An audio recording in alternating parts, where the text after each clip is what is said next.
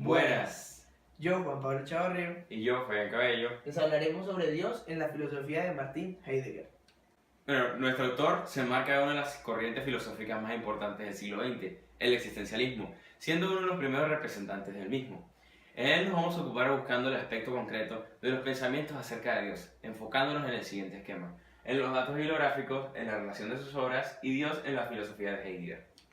Martin Heidegger nació en Maastricht, Alemania, el 26 de septiembre de 1889 y murió en Friburgo de Brisgovia el 26 de mayo de 1976. Fue un filósofo y profesor universitario. Comenzó su actividad docente en Friburgo en 1915, para luego enseñar durante un periodo de 5 años en Marburgo. Retornó a Friburgo en su último año, ya como profesor de filosofía. Fue uno de los primeros pensadores en apuntar hacia la destrucción de la metafísica, movimiento que sigue siendo repetido, en quebrar las estructuras del pensamiento elegidas por la metafísica, que denomina un modelo occidental que planteó que el problema de la filosofía no es la verdad, sino el lenguaje, con lo que hizo un aporte decisivo al denominado giro lingüístico, problema que ha revolucionado la filosofía. Es considerado, junto a Ludwig Wittgenstein, como uno de los pensadores más influyentes en la filosofía contemporánea.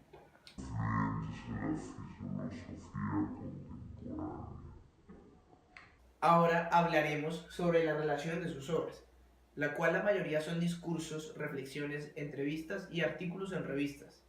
Esto nos servirá primero para constatar su fecundidad y segundo, los temas en torno a los cuales gira su pensamiento. La obra de Heidegger suele entenderse como separada en dos periodos distintos, cuya ruptura se encontraría en el viraje, experimentado por su enfoque filosófico, por lo que es habitual hablar de dos etapas o momentos en su pensamiento. Ahora entraremos en materia y hablaremos sobre Dios en la filosofía de Heidegger. Vamos a dividir este tema en dos partes. El A, Dios, un tema que no cabe en la antología de Heidegger, y B, Dios como lo esperado, sin rostro, sin nombre ni contenido. Comenzaremos con el A, Dios, un tema que no cabe en la antología de Heidegger. Si nos atenemos al pensamiento que aparece en la obra principal de nuestro autor, Ser y Tiempo, hay que concluir que el tema de Dios queda excluido de su filosofía. Tal exclusión viene dada porque Heidegger no le interesa el tema de Dios, sino porque Dios no cabe en su filosofía. En la introducción de Ser y Tiempo, Heidegger se ocupa fundamentalmente de dos cosas: de centrar el objeto de la investigación y de explicar el método como tal. La primera tarea sería como tal el desarrollo concreto de la pregunta que interroga por el sentido del término del ser. ¿Qué significa la palabra ser? La segunda tarea queda resuelta con la información de que el método de investigación es fenomenológico. La naturaleza que tiene un método fenomenológico en Heidegger es distinto tanto como el de Husserl como el de Kant.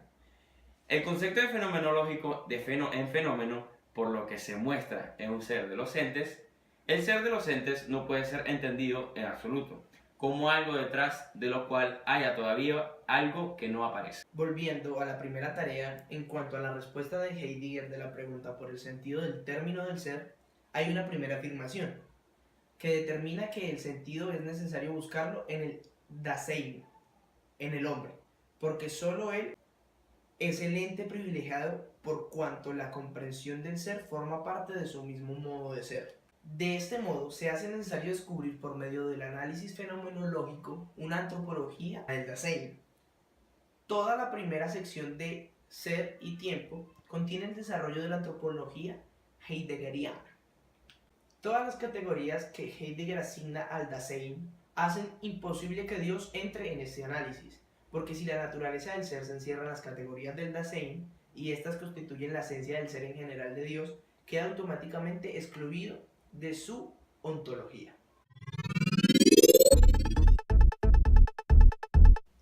Dasein es un término alemán que combina las palabras ser y Ein, que tiene un significado como tal de existencia.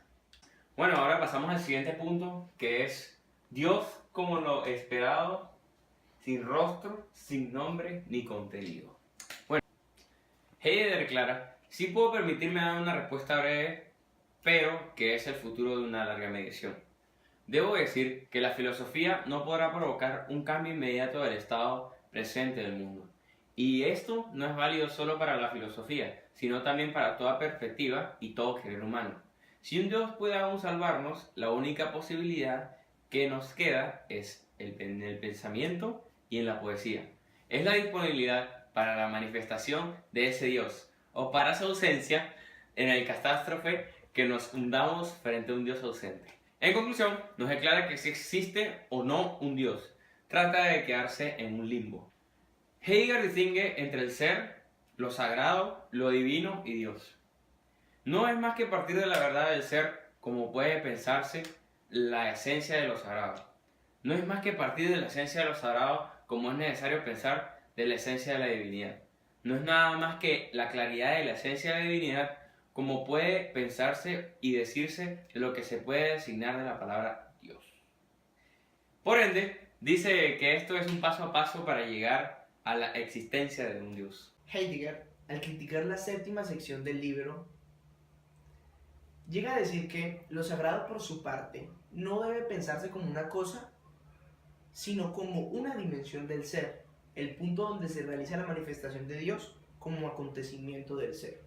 Lo sagrado, dice Heidegger, es solamente el espacio esencial de la divinidad, al que se accede cuando el ser mismo se ha esclarecido y ha sido experimento de su verdad.